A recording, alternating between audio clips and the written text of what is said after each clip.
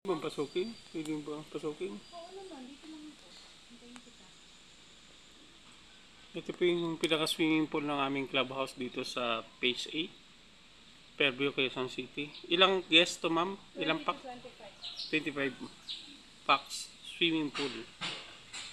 Rule and regulation. May kwarto to, ma'am? Wala po, pero may shower room. Ano tong kwarto dito sa... May shower room siya. Ah, may shower rooms. Oh.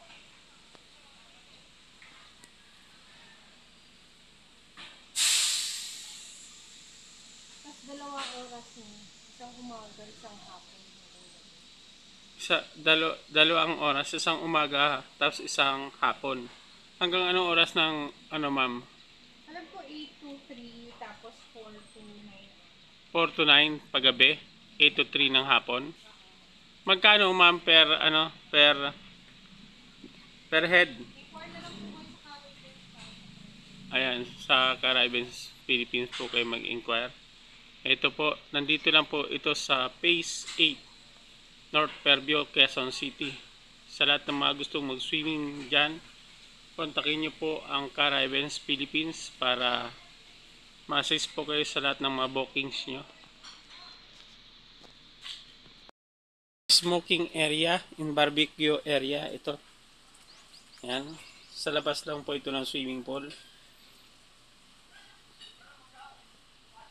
Tambayan dito, pwede dito yung maupo kayo dito. Ayan, Smoking area yan yung smoking area. May garden din sila, pwede kayo mga maupo dyan sa garden, basta huwag nyo sisirain. Ayan, garden area dito sa clubhouse. Wala tong ano, ma'am, walang pandilig. Dapat to may sprinkler. Ma'am, bukasin kotse, ha.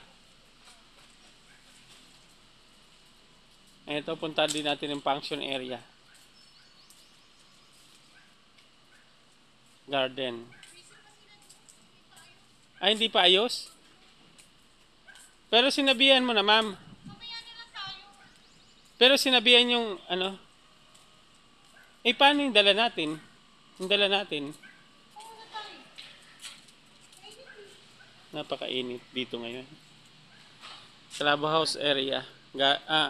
Children garden.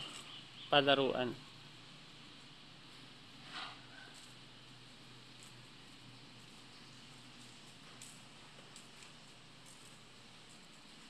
Ito po yung clubhouse ng Phase 8, North Fairview, Quezon City. Ito po yung office in function area.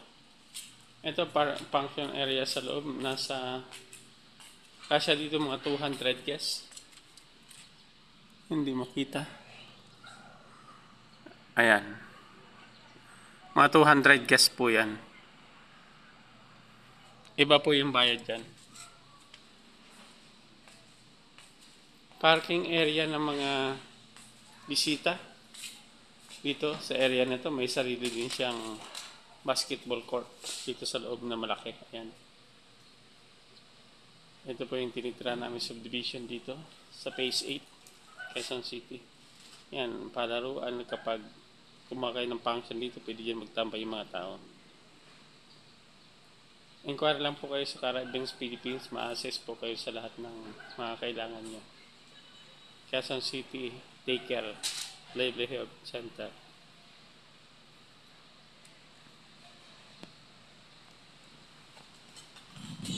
Yan, kasama po ito lagi sa mga binablog ko, yung lahat ng mga function area, garden area. Ito pwedeng garden area dyan kapag gabi.